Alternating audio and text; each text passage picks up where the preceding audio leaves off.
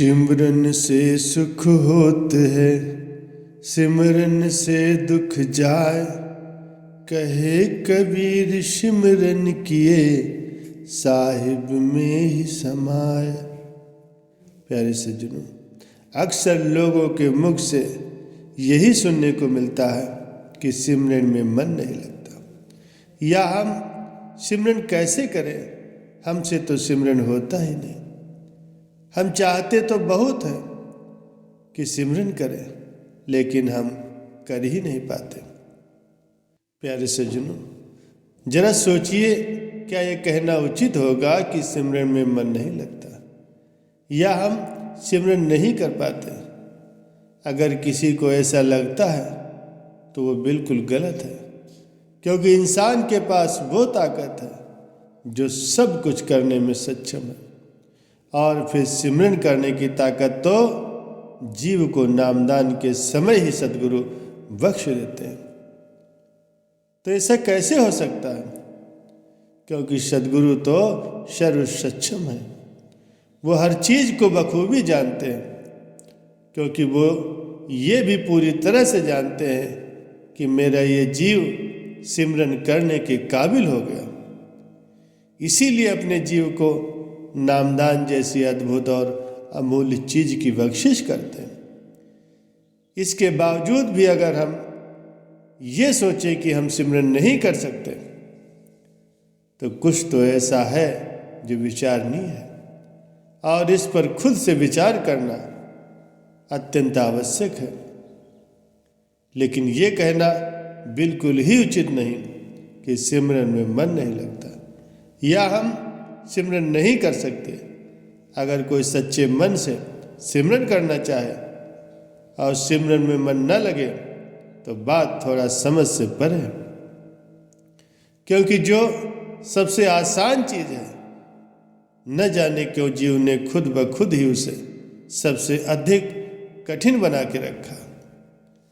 लेकिन सबसे पहली बात तो ये जानना आवश्यक है कि हम सिमरन को जुबान से करना चाहते हैं, जबकि ये पूर्ण रूप से मन की क्रिया है, मन द्वारा किया जाता है। संत जन फरमाते हैं कि सिमरन तो तब भी हो सकता है जब जीव किसी से बात कर रहा हो, लेकिन अक्सर मनुष्य ये सोचता है कि जब हम किसी से बात कर रहे होते हैं तो हम सिमरन कैसे करें। इसीलिए संतों ने कहा है कि सिमरन मन से कराएं, जुबान से नहीं। कहने का तात्पर्य यह है कि ध्यान हमेशा हमारा ईश्वर की तरफ होना चाहिए, फिर चाहे हम बात ही क्यों न कर रहे हों। जब हमारा ध्यान मालिक की तरफ होगा तो जुबान भले ही दुनिया की बातों में हो, लेकिन हमारा मन ईश्वर की ओर होगा। और जब हमारा मन ईश्वर के प्रति समर्पित होगा तो सिमरन खुद ब खुद मालिक की दरगाह में होता रहेगा। लेकिन कोशिश ये करें कि बोलने से ज़्यादा खुद को शांत रखें। लेकिन इन सब से पहले हमें ये समझना होगा कि आखिर हम क्या कर रहे हैं। हमारा ध्यान 24 घंटों में से लगभग 22 से 23 घंटे बाहर की तरफ होता। यहाँ तक कि किसी किसी का तो 24 घंटे में 24 घंटे ही बाहर की तरफ होता। तो फिर आप खुद ही सोचें कि सिमरन क्यों बनेगा, या क्यों मन सिमरन की तरफ आएगा। अब जब हम इतना समय मन को बाहर की तरफ लगा देते हैं, तो जाहिर सी बात है मन अंदर की तरफ रुख क्यों करेगा। उसे तो बाहर की आदत लग रखी है, वो तो बाहर ही जाएगा, अंदर भला क्यों आएगा। क्या आप जानते हैं कि मन बिल्कुल एक बच्चे की तरह होता है, जिसे आप जैसा बनाएंगे बिल्कुल वैसा ही बनेगा। यह आपके ऊपर निर्भर है कि आप अपने मन को किस प्रकार का बनाना चाहते हैं। अब बात आती है कि मन को 24 घंटे सिमरन में कैसे लगाया जाए। तो ये तो बहुत ही आसान सी बात है, बस इसके लिए थोड़ा सा अमल करने की जरूरत है। सिमरन का मतलब होता है कि याद करना, वो भी बार बार। जब हम किसी चीज़ को बार बार याद कर रहे होते हैं तो इसका मतलब ये होता है कि हम उसकी छवि अपने मन पर बना रहे होते हैं, जिसे हम बार बार याद कर रहे होते हैं। फिर हम चाहें कोई भी काम क्यों न करें, वो छवि बार बार हमारे मन में आनी शुरू हो जाती है। सिमरन का मतलब सिर्फ लफ्जों का दोहराना नहीं, सिमरन का मतलब है मन को अपने ईश्वर के प्रति झुकाना, अपने ईश्वर, अपने सदगुरु, अपने मुर्शिद की बार बार याद करना, जिससे हमेशा अपने ईश्वर, अपने सदगुरु की याद अपने दिल में बसाए रखी, अपने मन में उनकी छाप बना ली। फिर चाहे वो जो करे, उसके मन में अपने सदगुरु की छवि बनती नजर आएगी। फिर आप चाहे कोई भी काम क्यों न कर रहे हो, चाहे वो घर का हो या बाहर का हो या कोई भी काम कर रहे हो, बस शुरू करने से पहले मालिक का नाम ले लें। पल भर के लिए आंख बंद करके मालिक के आगे हजूरी दे दें। देखो कितना आसान है मालिक के आगे आपकी हजूरी लगना। फिर जब भी आप थोड़ा सा फ्री हो तो फिर से पल भर के लिए उसे याद कर लिया करें, उसके नाम का सिमरन कर लिया करें। देखना कितना सुकून मिलेगा, कितना प्यार महसूस होगा आपको। देखना जब 2-4 बार हम ऐसा करना शुरू करेंगे तो मन खुद ब खुद हमारे हर काम में मालिक की हजूरी लेना खुद ब खुद शुरू कर देगा। फिर धीरे धीरे करके अपने आप से ही मालिक की बातें करना शुरू कर देगा। जब भी आपको फ्री टाइम मिले या मौका मिले या किसी से बात भी करें तो मालिक को आगे रख करके करें, या उसकी ही बात करें या बात में मालिक की बात करें, या उसका नाम लें, या फिर वही कहना शुरू कर दें कि मालिक की दया है, मालिक का शुक्र है, वाह गुरु तेरा लख लख शुक्र है, शुक्र है सच्चे परमात्मा। यह आपका जो दिल करे, जैसे आप उसका शुक्रिया कर सकते हो, जरूर करें। जब आप 2-4 बार बोलना शुरू करेंगे तो मन खुद ही खुद धीरे धीरे ट्रैक पर आना शुरू हो जाएगा, और आपके काम के वक्त भी मन खुद ब खुद मालिक के दरबार में हजूरी देना शुरू कर देगा।